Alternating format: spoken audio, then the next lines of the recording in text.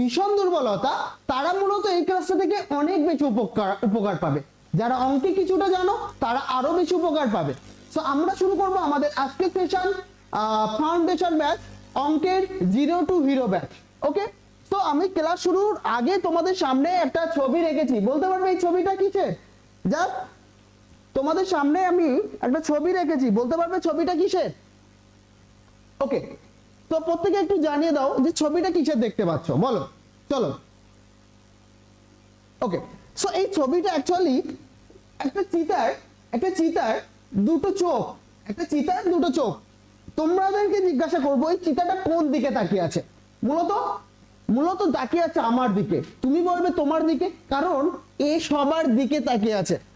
এখন চিতার একটা বৈশিষ্ট্য কিন্তু তোমরা জানো, সেটা হচ্ছে চিতা, তোমরা বিভিন্ন ভিডিওতে দেখেছো, বিভিন্ন ভিডিও বলো, বিভিন্ন চ্যানেলে দেখো বলো, সেখানে তোমরা কি দেখেছো? চিতা একটা যে কোনো কিছু যখন টার্গেট করে তখন সেটাকে ফোকাস করে, সেটাকে রেলওয়ে গ্রুপ ডি পরীক্ষা ক্র্যাক যদি করতে তার হলে পাশে, একটি মানে যদি একটা হরিণকে টার্গেট করলো এই এবং ভিডিওতে আমি টু দ্য সেই পয়েন্ট হরিণটাকে আলোচনা ধরতে গেল করব তার হাউ টু পাশে। Crack railway group D exam. এবং তোমাদেরকে জানিয়ে রাখি, সম্প্রতিকালে railway recruitment board official notification জারি করেছে, যার মাধ্যমে রেলওয়ে গ্রুপ ডি তে ফর্ম ফিল আপের যে লাস্ট ডেট সেটি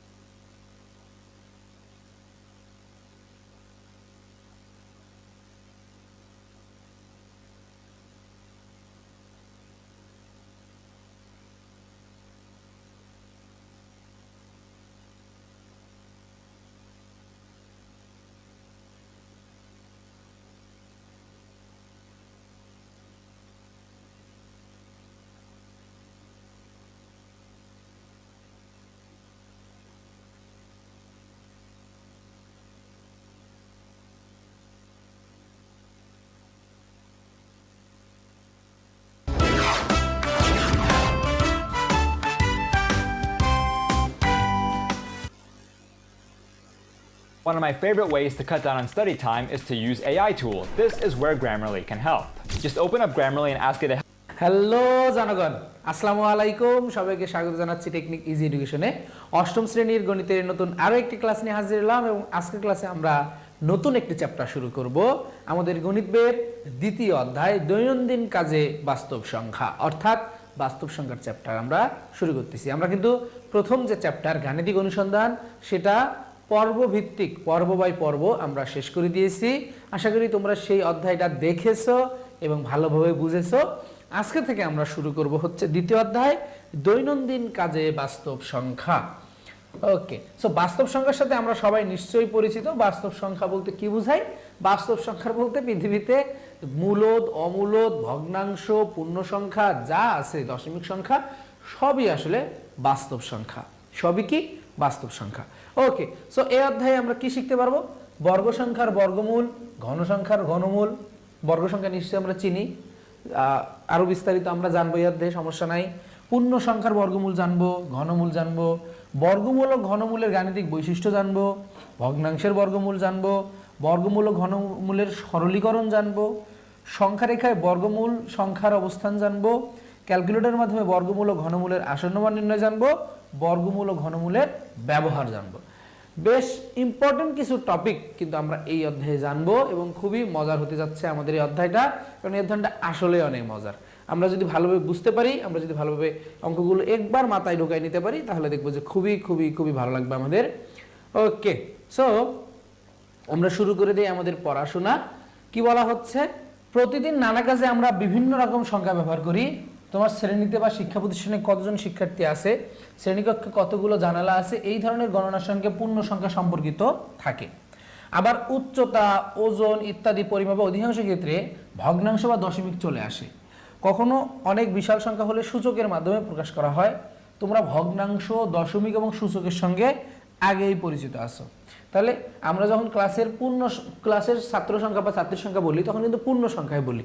20 জন, 25 জন, 30 জন, আমরা কিন্তু কখনো বলি না 30.5 জন, কারণ পূর্ণ ছাত্রছাত্রী তো আর ভগ্নাংশ হতে পারে না, একটা মানুষ তো আর ভগ্নাংশ হতে পারে না, সেজন্য ওটা পূর্ণ সংখ্যাই বলতে হয়। আবার যখন আমরা আমাদের উচ্চতা বলি 5 ফুট 3 ইঞ্চি, 5 ফুট 6 ইঞ্চি, এটা কিন্তু কি একটা দশমিক মান চলে আসে। আচ্ছা, সো এই যে ভগ্নাংশ, দশমিক, সূচক, এগুলো সম্পর্কে আমরা নিশ্চয়ই সবাই জানি। সূচক কি? সূচক তোমরা সপ্তম শ্রেণীতে পড়ে এসেছো। সূচক যে একটা সংখ্যা নিজের সাথে যতবার গুণ আকারে থাকে সেটাই তার হচ্ছে সূচক। যেমন 1/2, 2/3, 5/4 এগুলো হচ্ছে ভগ্নাংশ সংখ্যা। আবার 0.25, 0.33, 5.25, 5 ডট ডট ডট এটা যেতেই আছে, এগুলো হচ্ছে দশমিক আকার। 4⁻10 সূচক আকার। এই ধরনের সংখ্যা মূলদ সংখ্যা। এই সংখ্যাগুলোকে আমরা বলতেছি মূলদ সংখ্যা। এখন মূলদ সংখ্যা কি সেটা আমরা একটু বিস্তারিত পরে জানবো, কোনো সমস্যা নাই। এছাড়া অসংখ্য অমূলদ সংখ্যাও রয়েছে। অমূলদ সংখ্যা কি সেটাও আমরা জানবো, কোনো সমস্যা নাই। এই অভিজ্ঞতায় আমরা মূলদ সংখ্যা ছাড়াও অমূলদ সংখ্যার সঙ্গে পরিচিত হব। বাস্তব জীবনে ব্যবহৃত এই সকল সংখ্যাকে আমরা বাস্তব সংখ্যা বলি। এখানে যত সংখ্যার কথা আলোচনা হলো, ভগ্নাংশ, দশমিক, সূচক, মূলদ, অমূলদ, এই সবগুলোকে আমরা কি বলবো? বাস্তব সংখ্যা। এই শিখন অভিজ্ঞতায় আমরা বিভিন্ন রকম বাস্তব সংখ্যা ও তাদের বৈশিষ্ট্য সম্পর্কে জানবো। আমরা এই অধ্যায়ে মূলত কি, এই যে বিভিন্ন ধরনের বাস্তব সংখ্যা আছে, মূলদ, অমূলদ, ভগ্নাংশ, তারপরে হচ্ছে দশমিক, সূচক, এই সবগুলো নিয়ে আমরা মূলত বিস্তারিত জানবো। ওকে, সো প্রথমেই আমাদেরকে যেটা দিয়ে শুরু করা হচ্ছে সেটা হচ্ছে ভাগাভাগির খেলা।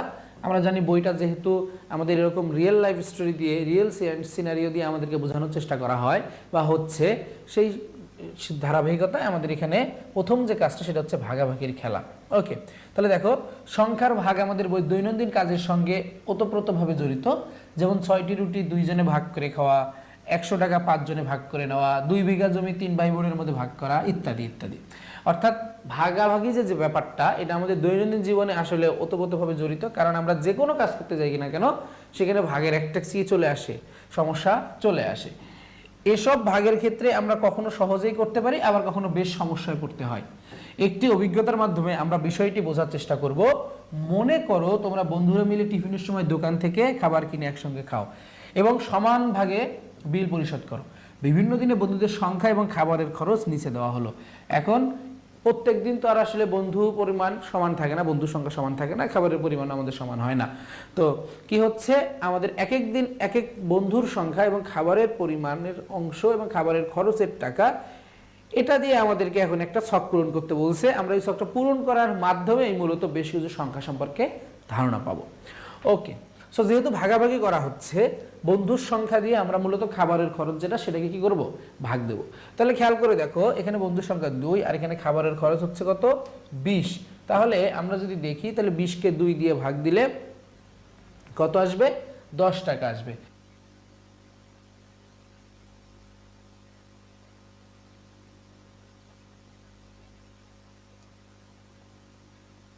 এবং ভগ্নাংশে যদি আমরা দেখি তাহলে দেখবো আসলে কি আমরা 20-কে 2 দিয়ে ভাগ দিয়েছি, এরকম হয়। এটা অর্থ তো আসলে ভাগ বোঝাচ্ছে, যে 2 দিয়ে আমরা 20-কে ভাগ বোঝাচ্ছি। আচ্ছা, এরপর বন্ধুর সংখ্যা যখন 4 এবং খাবারের খরচ 42 টাকা, তাহলে আমরা 42-কে মূলত 4 দিয়ে ভাগ দিচ্ছি, এবং 4 দিয়ে 42-কে ভাগ দিলে আমাদের এখানে কত আসবে টাকাটা?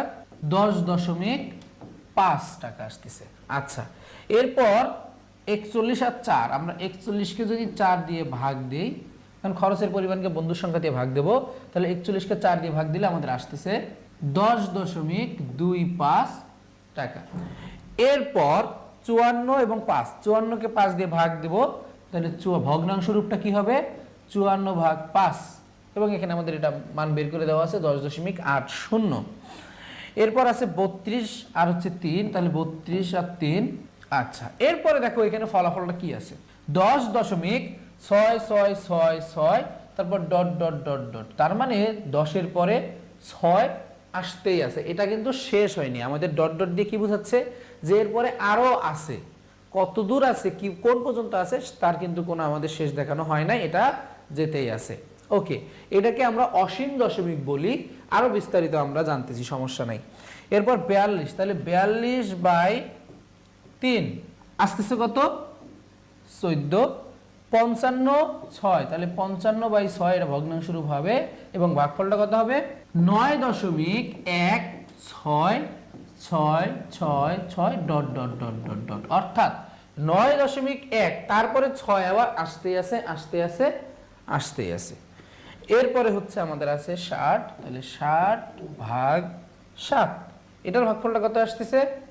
এটা আসতেছে 8.57142857 ডট ডট ডট ডট, অর্থাৎ এটার পরে আরো সংখ্যা আসতে আছে, এটাও শেষ হয় নাই। আচ্ছা, আমরা যদি একটু খেয়াল করে দেখি, দেখব প্রথম যে সংখ্যা, প্রথম যে ভাগফলটা সেটা আমাদের 10 আসছে, একটা পূর্ণ সংখ্যা।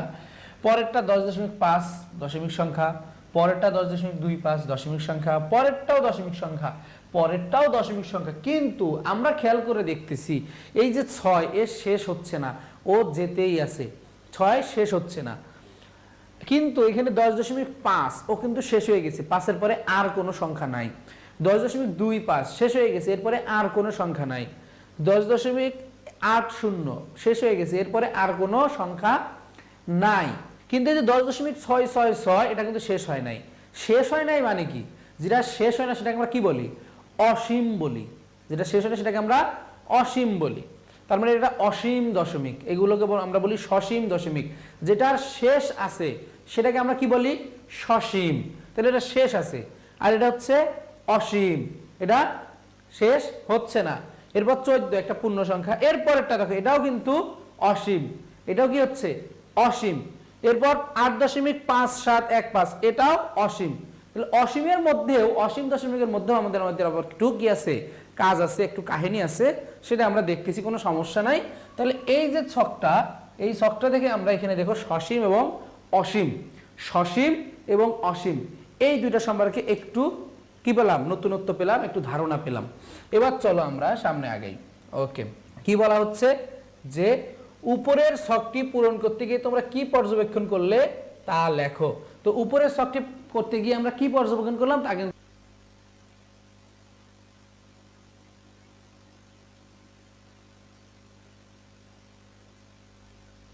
তৃতীয় শ্রেণীর সুপ্রিয় শিক্ষার্থী, আসসালামু আলাইকুম ওয়া রাহমাতুল্লাহ। নতুন বর্ষের নতুন বই নিয়ে আজকের এই আলোচনায় তোমাদের সাদর আমন্ত্রণ।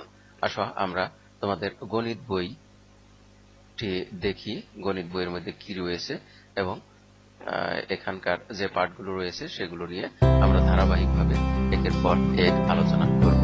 তাহলে আসো একটু বড় করে দেখি।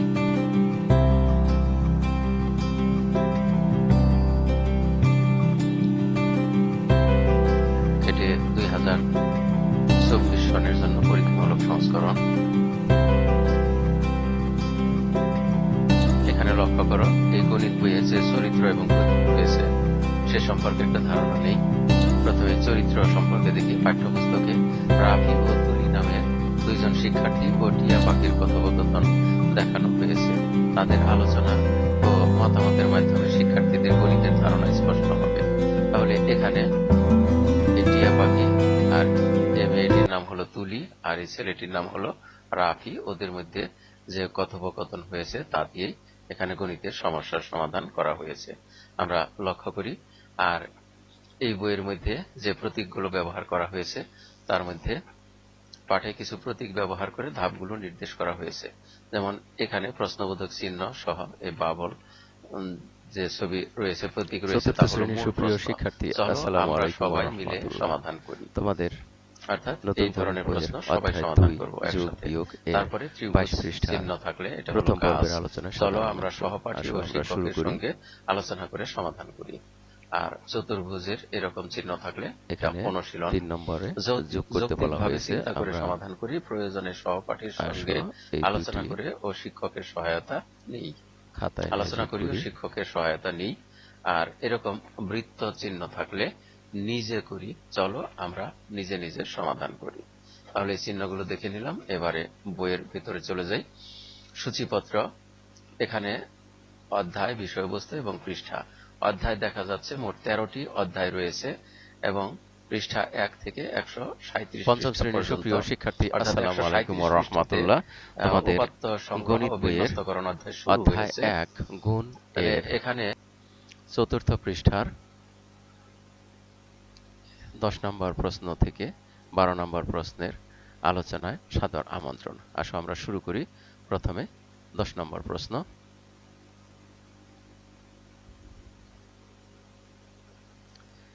এখানে লক্ষ্য করো, গুণ করতে হবে। তাহলে আমরা এখানে এই 1001 কে এভাবে লিখতে পারি 1000 যোগ 1 এবং তার সাথে গুণ চিহ্ন দিয়ে লিখব 290। আমরা গুণ চিহ্নটা দিয়ে নেই। এবারে তার পরবর্তী লাইনে আমরা এই 290 দিয়ে 1000 কেও গুণ করব, 1 কেও গুণ করব। তাহলে এটা বিস্তৃত করে আমরা লিখি এভাবে যে 1000 গুণ হলো 290, তার সাথে যোগ 1 গুণ 290। আমরা গুণ চিহ্নগুলো এখন দিয়ে দিই এখানে।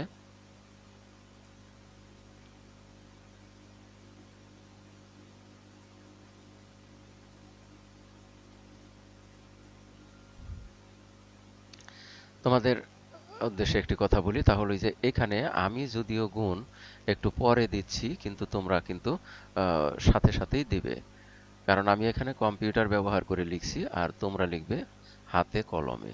এ কারণে 1000 গুণ 290 যোগ 1 গুণ 290 এভাবেই তোমরা লিখবে। অর্থাৎ এই 1000-এর পরেই তোমরা গুণ চিহ্ন দিয়ে নেবে। যদিও আমি সবগুলো সংখ্যা লেখার পরে আমি গুণ চিহ্ন দিয়েছি, কিন্তু তোমরা এখানে এই সংখ্যাগুলোর লেখার সাথে সাথে যেখানে যে গুণ চিহ্ন দেওয়া দরকার সাথে সাথেই গুণ চিহ্নটা দিয়ে দিবে। এবারে আসো আমরা এই পরবর্তী লাইনটার সমাধান করি। অর্থাৎ এই 1000-এর সাথে 290 গুণ করে দেব। এটা গুণ করা খুব সহজ। আমরা শুধু 2 আর 9-এর সাথে এই 1 গুণ করব। 2 আর 9-এর সাথে অর্থাৎ 29-এর সাথে 1 গুণ করলে 29ই হয়। তার সাথে আমরা এই 3টি শূন্য আর এই একটি শূন্য, 4টি শূন্য বসিয়ে দেব। তারপরে যোগ, এখানে 1 দিয়ে এই সংখ্যাটিকে গুণ করলে এই সংখ্যায় হয় 290। এবারে আমরা যোগ করব। এখানে আছে দেখো 2,90,000 আর এখানে আছে 290। তাহলে এর যোগফল হবে 2,90,290। তাহলে 2,90,290।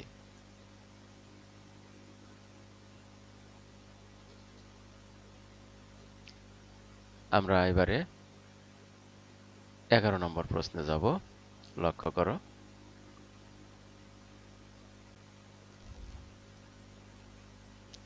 11 নম্বর প্রশ্নটাও একই রকম। আমরা এখানে আছে 1010, আমরা 1010কে এভাবে লিখব, বন্ধনীর ভিতরে 1000 যোগ 10, তারপরে গুণ চিহ্ন দিয়ে লিখব 600। গুণ চিহ্নটা দিয়ে নেই।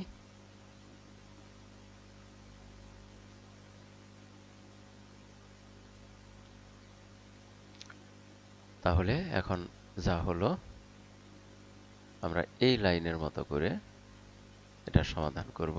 তাহলে দ্বিতীয় লাইনে আমরা দেখি এখানে 1000-এর সাথে গুণ হবে 600, তারপর যোগ চিহ্ন দিয়ে আবার 10-এর সাথেও গুণ হবে 600। গুণ চিহ্নটা বসিয়ে দেই। 1000-এর সাথে 600 গুণ, 10-এর সাথেও 600 গুণ। তাহলে সমান, এখানে দেখো যে 1 দিয়ে 6কে গুণ করলে 6, তার সাথে 0 3টি, আর এই 2টি 5টি, 1টি 2টি 3টি 4টি 5টি, তারপরে যোগ, এখানে 6।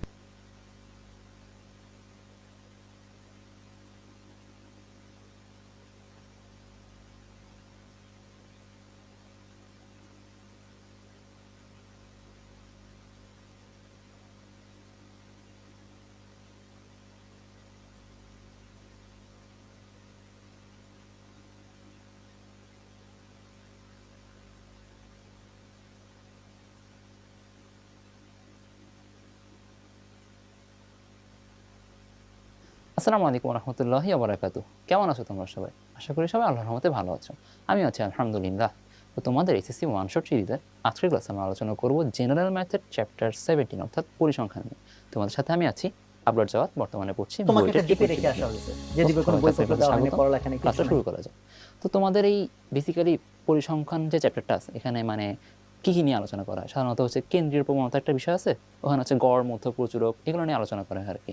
তো ওই যে বিষয়গুলো গড়, মধ্যক, প্রচুরক, সাথে কিছু গ্রাফ থাকে, যেমন অজীব রেখা, বহুভুজ, গণসংখ্যা বহুভুজ। তো এই জিনিসপাতিগুলো হচ্ছে আমরা একটা টাইপেস ভাগ করছি, টাইপেস ভাগ করে ওগুলো নিয়ে আজকে ইনশাল্লাহ ডিসকাস করবো আর কি। তো প্রথম টাইপে আমরা রাখছি হচ্ছে একদম জেনারেল বিষয়গুলো, সেটা হচ্ছে কি কেন্দ্রীয় প্রবণতা এবং গণসংখ্যা সারণী।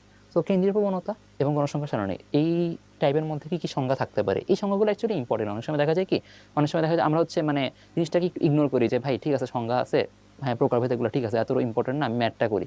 দেখা যায় কি ওই সৃজনশীলে 2 মার্কে ক যে পার্টটা আছে ওইখানে অনেক সময় এই সংজ্ঞাগুলো দিয়ে দেয়। হ্যাঁ, যে বলে ধরো তোমার কেন্দ্রীয় প্রবণতা কাকে বলে, কেন্দ্রীয় প্রবণতার পরিমাপের কি কি আছে, হ্যাঁ যেমন 3 প্রকার কেন্দ্রীয় প্রবণতা, কীভাবে পরিমাপ করা যায়, গড়, মধ্যক, প্রচুরক, এই জিনিসগুলো অনেক সময় মানে ক নাম্বার 2 মার্কসের প্রশ্নটা আছে ওখানে চলে আসে আর কি। ঠিক আছে, সো এগুলো পুরোপুরি ইগনোর করার দরকার নেই, একটু মনোযোগ দিয়ে আর কি সংজ্ঞাগুলো অ্যাটলিস্ট পুরোপুরি একদম ঠোঁটস্থ করার দরকার নেই, একটু মানে বুঝে নেওয়া উচিত আর কি, যে কীভাবে আসলে যাতে পরীক্ষা একটু সাজা লিখতে পারি আর কি। ঠিক আছে, তো প্রথমত বলছে গণসংখ্যা কি। গণসংখ্যা সবাই জানি যে উপাত্ত সম্পর্কে যদি আমি সারণীভুক্ত করি তাহলে হচ্ছে আমার যে প্রতিটা শ্রেণীতে যতগুলো উপাত্ত অন্তর্ভুক্ত হচ্ছে সেটা হচ্ছে ওই শ্রেণীর গণসংখ্যা। এখানে মেইন ওয়ার্ডটা হচ্ছে কি যতগুলো উপাত্ত অন্তর্ভুক্ত হচ্ছে এটা লাগবে। আচ্ছা, তো এরপর হচ্ছে ক্রমযোজিত গণসংখ্যা। ক্রমযোজিত গণসংখ্যা খুব সুন্দর একটা জিনিস।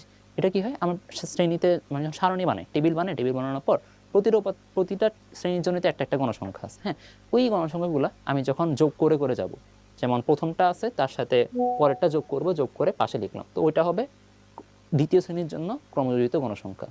কাকে আগে যোগ করলাম, দ্বিতীয় শ্রেণীর জন্য পাবো আমি হচ্ছে প্রথম শ্রেণী দ্বিতীয় শ্রেণীর গণসংখ্যাটা যোগ করে দ্বিতীয় শ্রেণীর জন্য ক্রমযোজিত গণসংখ্যা পাবো।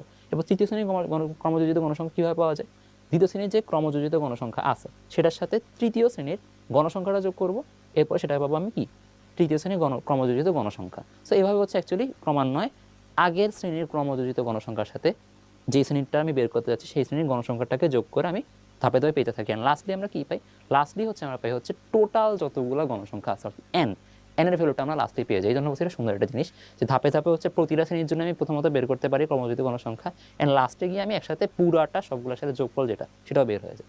সো এটা হচ্ছে ক্রমযোজিত গণসংখ্যার কনসেপ্ট। এই যে শ্রেণীর গণসংখ্যা পূর্ববর্তী শ্রেণীর বা শ্রেণীসমূহের গণসংখ্যার যোগফলকে বলে ক্রমযুক্ত গণসংখ্যা। আচ্ছা গেল, এখন হচ্ছে চলক। চলক কি জিনিস?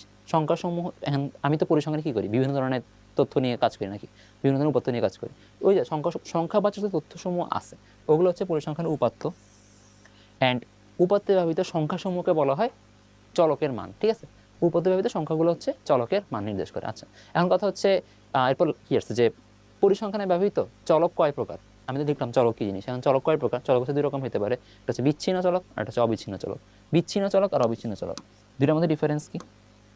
শুধু ছোট্ট একটা ডিফারেন্স, বিচ্ছিন্ন চলকগুলা সবসময় পূর্ণ সংখ্যা হবে, শুধু পূর্ণ সংখ্যা হবে।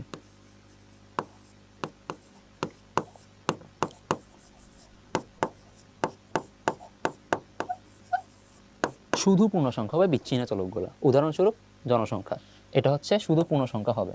শুধু পূর্ণ সংখ্যা বলতে কেন বলছি? জনসংখ্যা কখনো ফ্র্যাকশন বা দশমিক ভগ্নাংশ হইতে পারে না কিন্তু। যেমন তুমি বলো যে 1 জন 2 জন 3 জন 4 জন 10 জন এই শ্রেণীতে 50 জন স্টুডেন্ট আছে, এভাবে বলো। তুমি কিন্তু বলো না 50.5 জন। ঠিক আছে, 50.5 জন মানে কি? 50 জন আছে, সাথে আর একজনের অর্ধেক আছে নাকি? এটা কিন্তু পসিবল না। ঠিক আছে, তো তুমি বলো কি একেবারে পূর্ণ একটা সংখ্যা দিয়েই রিপ্রেজেন্ট করো জনসংখ্যাকে। এই ধরনের যে চলকগুলো আছে সেগুলোকে বলা হয় বিচ্ছিন্ন চলক। আচ্ছা এরপর হচ্ছে অবিচ্ছিন্ন চলক। অবিচ্ছিন্ন চলক ডিফারেন্স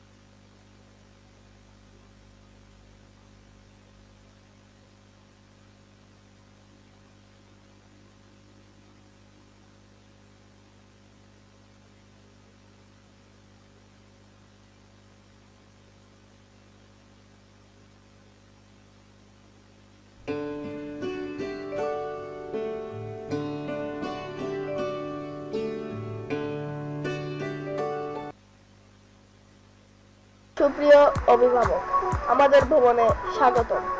সব শ্রেণীতেই রয়েছে আমাদের অভাবনীয় সাফল্য।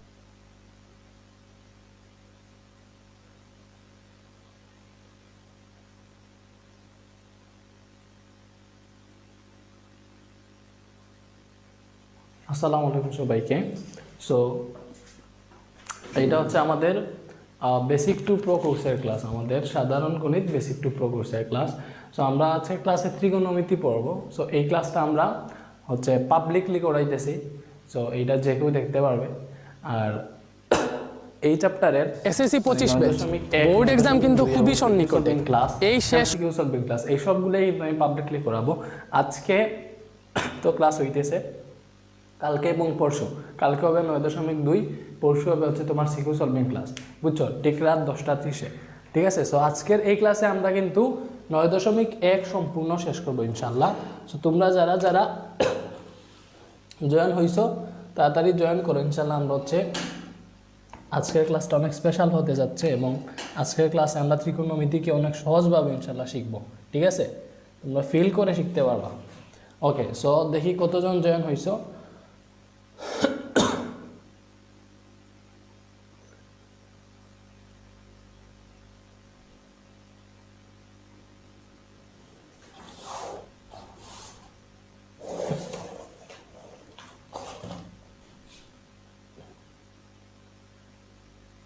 ওকে, তাড়াতাড়ি জয়েন হও। এবং আমি একটা কাজ করি, আমাদের এই ক্লাসটা আমাদের হচ্ছে গ্রুপগুলোতে শেয়ার করতে হবে, বিকজ স্টুডেন্টরা জানে না অনেকে যে আমি এখানে ক্লাস নিতেছি। ওকে, সো শেয়ার টু গ্রুপ।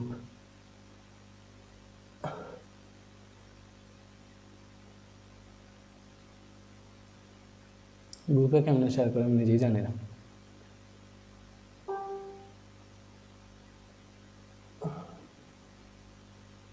ওকে, সো আমরা ফাইনাল রিভিশন প্রিমিয়াম বেচে আমরা ক্লাসটা এটা পোস্ট করি। ওকে, তো তোমরা জয়েন হও, তাড়াতাড়ি জয়েন হও, আমরা কিন্তু এখনই ক্লাস শুরু করে দিব। ঠিক আছে, ওকে, সো অনেক স্টুডেন্টই জয়েন হয়েছে, এটা ভালো দেখিয়ে দিয়েছে, আরও জয়েন হও ইনশাল্লাহ। আমরা হচ্ছে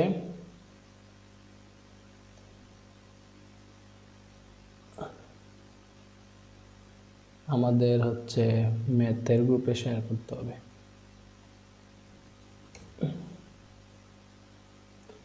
ওকে,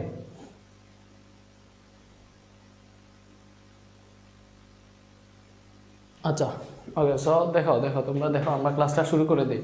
sound everything is okay I think. যদি সব কিছু ঠিকঠাক থাকে তাহলে হচ্ছে আমরা শুরু করে দিব। সো আজকে আমরা পড়বো কিন্তু আমরা ক্লাসটা ওকে 9.1 পড়বো কিন্তু আমরা, ঠিক আছে?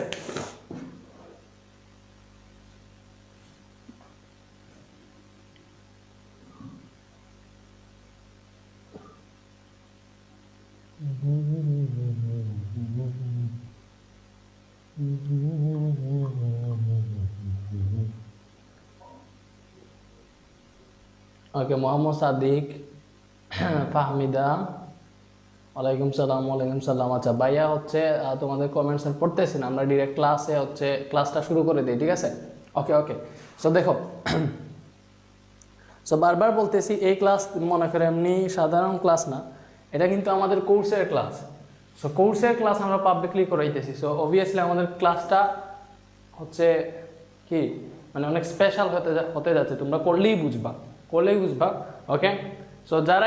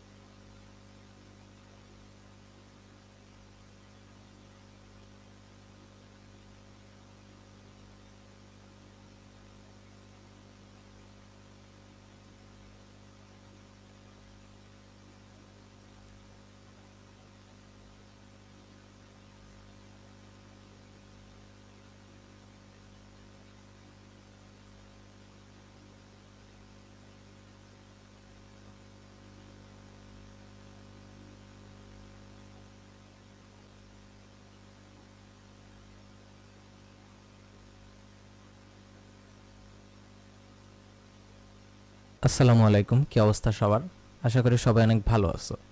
সো আজকে হচ্ছে আমাদের নবম শ্রেণীর নতুন কারিকুলাম, একেবারে লেটেস্ট যে কারিকুলামটা এসেছে 2024 সালে যেটা শুরু হয়েছে, সেটার গণিত বইয়ের। আগে তো তোমাদের হায়ার ম্যাথ এবং জেনারেল ম্যাথ দুইটা গণিত ছিল, সো এখন হচ্ছে জাস্ট একটা বই।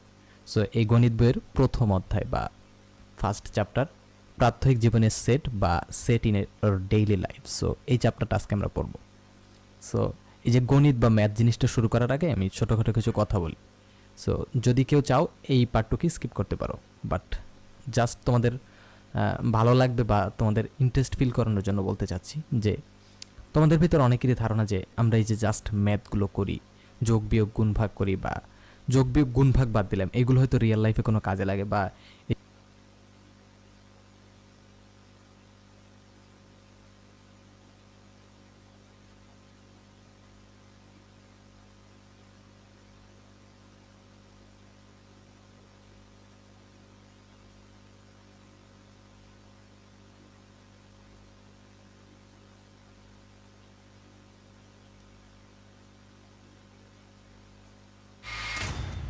Welcome to Choose Your Future.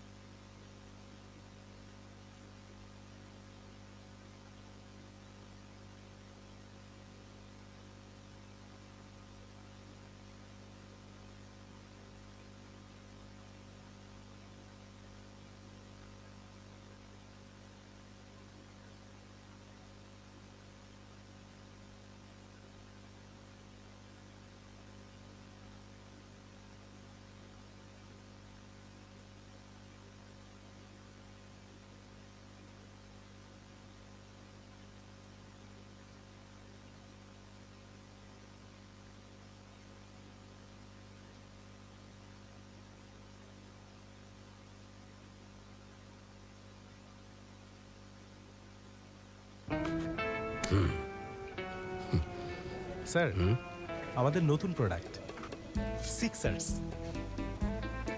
Sixers দেখতে তো ভালো, খেতেও ভালো। চকলেট, ক্যারামেল, পিনাট আর নোগাট দিয়ে বানিয়েছি। তুমি একটু বেশিই বলো। জানি স্যার, বিশ্বাস করবেন না, তাই সুপার স্লো মোশন ক্যামেরা নিয়ে এসেছি। দেখেন স্যার, চকলেট, পিনাট, ক্যারামেল ও নোগাটের দারুণ কম্বিনেশন এলো সিক্সার্স চকলেট কোটেড বার। পুরো এনার্জি। আসসালামু আলাইকুম। আজকের এই ক্লাসের আলোচ্য বিষয় নবম শ্রেণীর নতুন গণিত বইয়ের পঞ্চম অধ্যায়।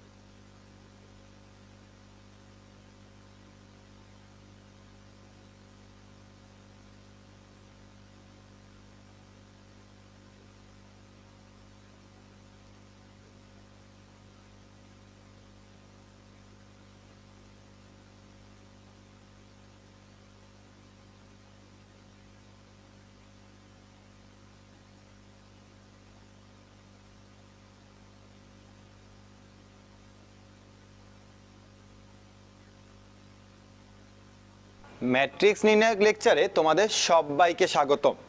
আমাদের ইন্টারমিডিয়েট বইয়ের মধ্যে প্রথম যে চ্যাপ্টারটি আছে তার নাম হচ্ছে ম্যাট্রিক্স এবং নির্ণায়ক। এই ম্যাট্রিক্স নির্ণায়কের মধ্যে আমাদের যে প্রবলেমগুলো হয়ে থাকে সেগুলো নিয়ে আলোচনা করা হবে এবং আমাদের যে বেসিকগুলো দরকার পড়ে সেগুলো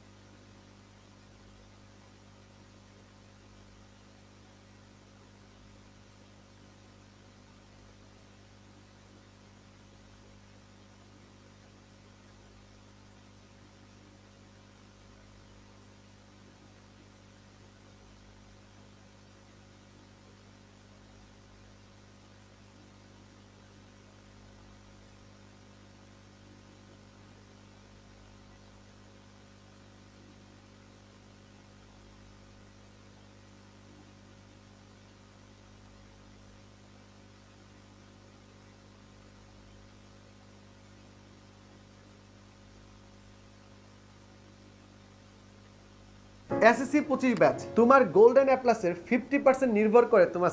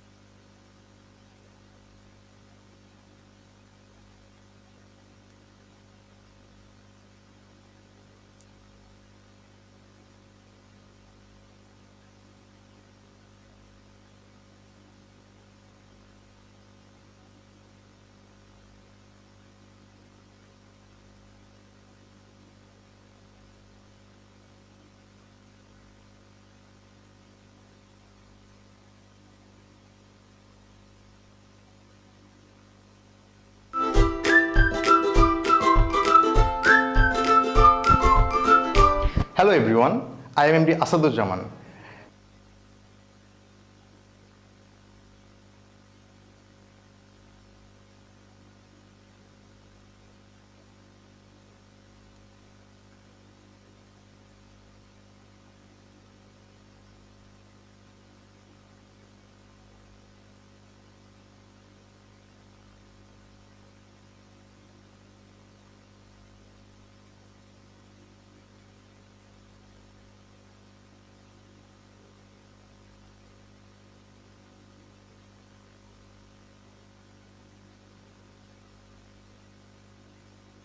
আজকের ভিডিওতে আমরা শিখব কিভাবে এই ধরনের সমস্যা খুব অল্প সময়ের মধ্যে সমাধান করতে পারি।